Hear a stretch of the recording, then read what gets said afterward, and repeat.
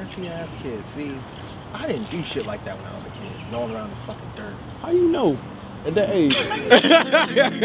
I do. I know I didn't. My mom would whoop my ass. I didn't do shit like that. My mom would let me out like that. Shirt? My grandfather had. Then in hip hop, EP review, Big Sant, sleEP, EP. Yeah, that. Big Sant, he's another Meridian, Mississippi artist. Oh. Kent's hometown. Yep. All right. Connected to Big Crit. Like they came up, you know, I guess they're childhood friends. I don't really know his backstory like that. Well, yeah, they are childhood friends. And I think he was like one of the first ones to hear Big Crit and like, yo, like you can really do this and kind of get behind him. Because I think he was the artist first. Yeah. And I think he put his career on hold to get Big Crit out there, something like that, yeah. Yeah, I mean, and we've heard him on Big Crit projects. Yeah, we've heard on plenty of Big Crit projects. Actually, Big Sant had a project about 2 years ago, I want to say maybe 2-3 years ago. It was called MFOG. It was super dope. We didn't review it, but I listened to it, and at the time it was something I definitely was bumping in the whip heavy in rotation. So this is the last project, or the next project since that project that I heard. You know what I'm saying? So I'm kind of excited. I don't know what's gonna happen now that Crit is a free agent.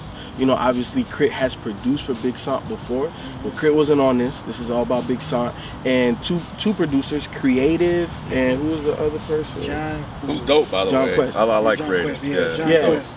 Definitely dope. My favorite though is The last one.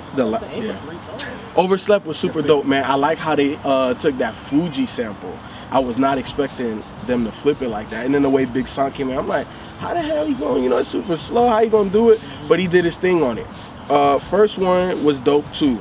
I only have one gripe about the whole project. The hook on Better Than Ever. I felt like it let me down a little bit. Yeah. It didn't bring out the song. I felt like a lot of the empty space in that hook could have been filled in with like a Crit sample, like Forever, or do Outkast or something like that to bring more life into it. I think that song kind of dropped it off. And on 3 tracks, it's like you gotta come, like Freddie Gibbs did. On Pronto. Yeah, on Pronto. On Pronto, you know what I'm saying? Like that.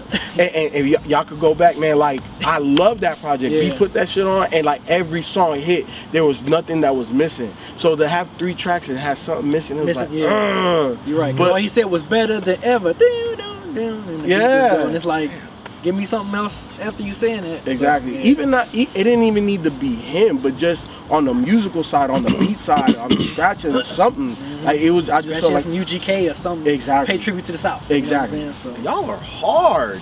Yeah, I mean, this motherfucker 3 songs. Yeah. Let the man have his 3 songs. He just tossed out for it. It's not even like a full album. Y'all tearing the man up over a hook. If you gonna hit us, like you said, if he does 3 songs. 3 songs that you can't miss. Yeah, you gotta. I didn't think the hook was missed. I don't even remember the hook.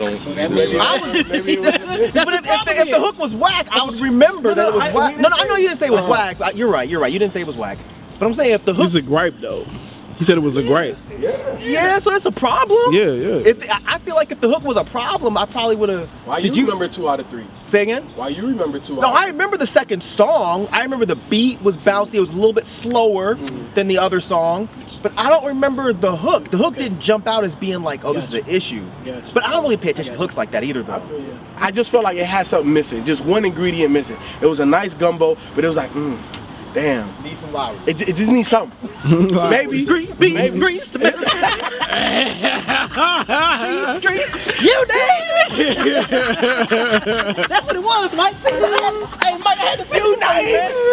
For you, baby. Idiot, man. I mean, me personally, I like this EP. I mean, besides me and FIFA, we eye to eye on that second hook, but very southern, very like for this being my first time listening, because I didn't listen to that last mixtape, and I remember we praised him a lot when he was featured on some of Big Crit's projects. We was like, yo, that Big Sant dude, man, like that dude's dope as hell. So with this being my first time, he took me to Mississippi. Like I felt like I was in a small Mississippi town. I can't picture it, you know. All I picture is woods and dirt roads. And is that it? Is that horse and buggies and shit? Yeah. Right. Tumbleweeds. Folks with no shirt, their pants all torn up. Don't y'all? Yeah, he's from the same hotel. It's not like that. Yes, no, it is. Okay. no, it's not. Okay. Barefoot Clan and still shit. riding around and shit. That's true. I guess my version of Southern is like a little different, but I felt like he really took me to Mississippi. Just the grit, the Southern grit that he have. I think I like that.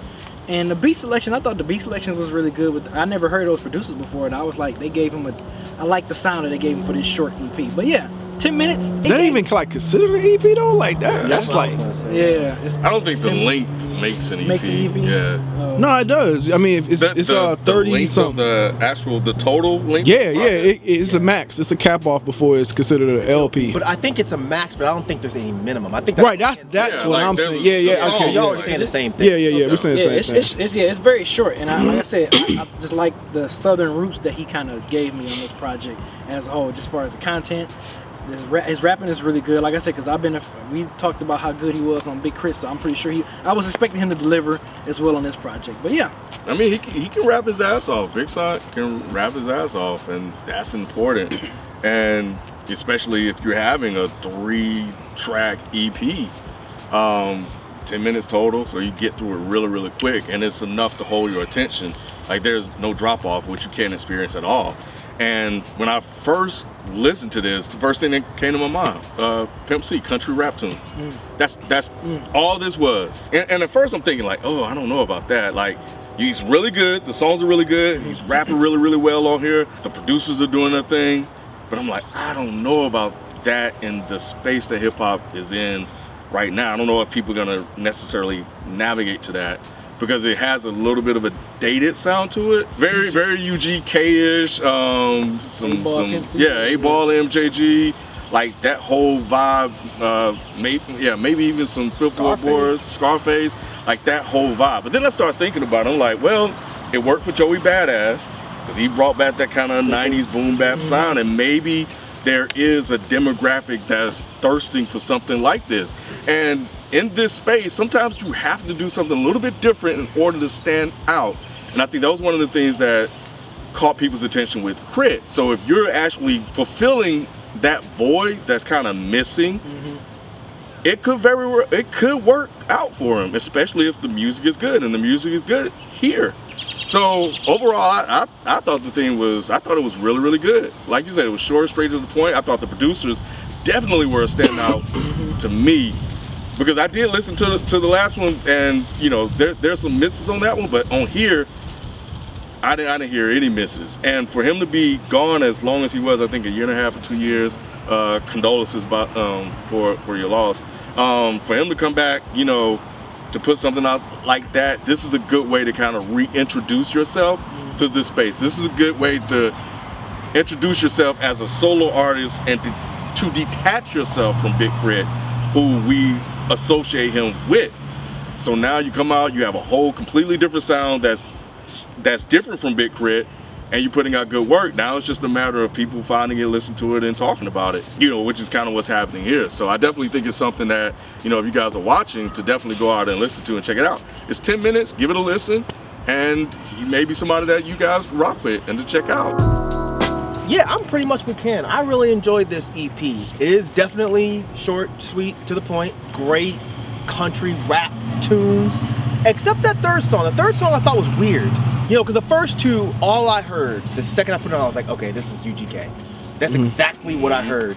And that's not a detriment, but it's just a fact. It sounds like some UGK B-sides, which is cool to me, whatever.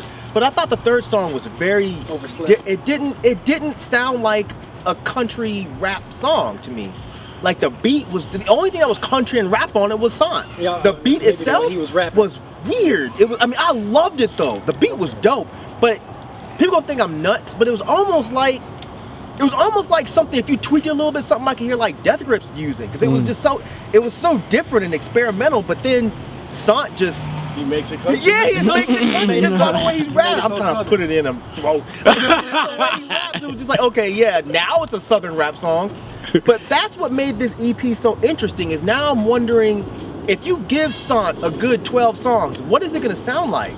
Is the whole thing gonna sound like UGK? Is it gonna be UGK with some weird extra whatever the fuck this is songs thrown in there? It's funny that you guys were talking about the hook on the second track, because like I said, I don't remember the hook on the second track, but obviously he can do hooks, because the hook on the first song was dope. It stuck in your head immediately. You know what I mean? Like, the second he starts rapping, it's just like, okay, I know where this is going. You know, do it for yourself. You know, you can just tell the type of demographic he's going for. So then it becomes interesting, like you said, where is that demographic? Is that demographic big enough to make Sant the kind of rapper that I think he could be? Because we all thought that Big Crit was gonna blow up and be huge, and it didn't happen. So what is gonna be the difference with Sant?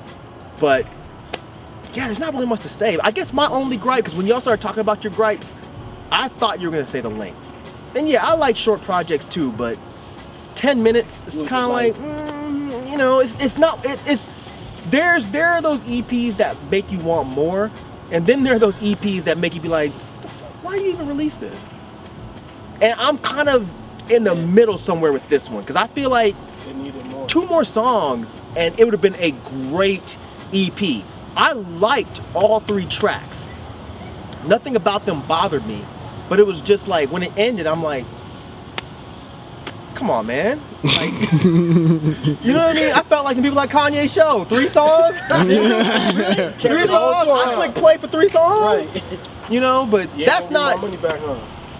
I know if I had paid for it, I'd have been mad, but you know, since it's a free EP, I can't really complain, because, you know, it was solid. It was definitely a solid EP. So yeah, 3 songs. Just appetizer. You know, it's an appetizer, but it's an appetizer that, you know, Like mozzarella sticks. it's an appetizer, and your girl done took 3/4 of the appetizer when you wasn't looking. Look like, You know what I mean? Now you just mad. You know what I mean? So, but yeah, it's definitely a good EP. I'm really interested to see what Sant's gonna do next. So That's really interesting about the 3rd track, because I heard it as a Southern track, but the reasons why, and you guys saying that Big Sant is the one that made it Southern, is interesting because I didn't hear it that way. Because when I was listening to it, the boom, boom, boom, boom, and all I saw was 12s vibrating in the South in a box Chevy or a motherfucking Monte Carlo. All I heard was chopped and screwed too.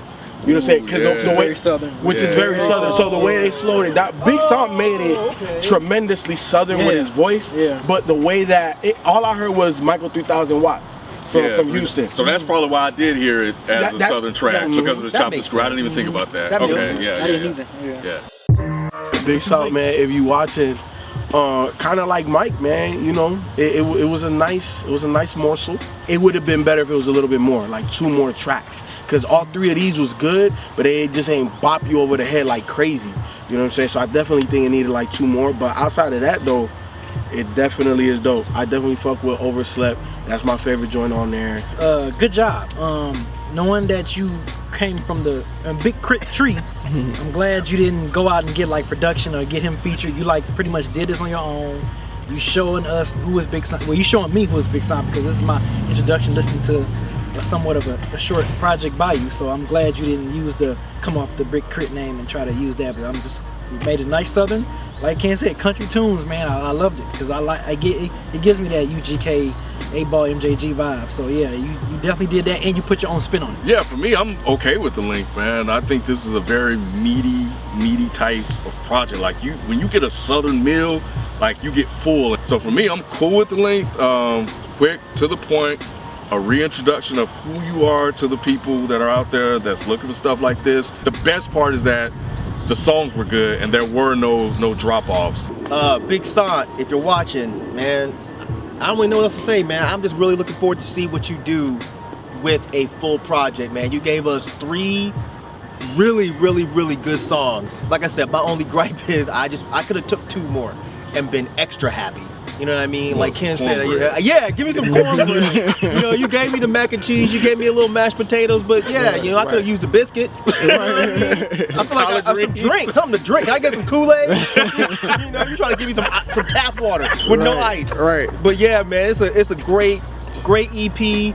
A very good way to come back and introduce yourself as being a very strong and loud voice for the South. But yeah, man, you got my support, so I'm looking forward to see what you do next.